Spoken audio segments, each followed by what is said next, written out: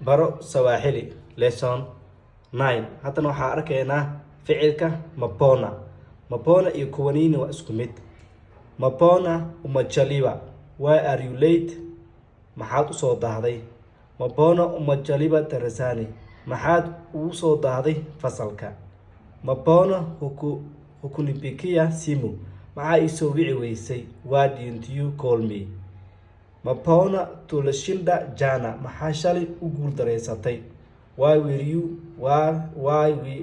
we defeat? Maxaa shalay u guuldareysanay yesterday?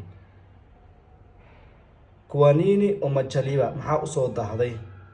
Kuwanini umalala mapema, maxaad waqti hore u seexatay? Why have you slept early? Kuwanini hukuenda shulani, maxaa iskuulka u aadi weysay? Why didn't you go to school? Kuwanini hujasima telefisheni, maxaad telefishinka u dami weysay? Why haven't you switch off the TV? Marka haddii aad fahmayso waxaa isu qoran marka Soomaali Swahili iyo English iyo Soomaali oo isku turjumaan.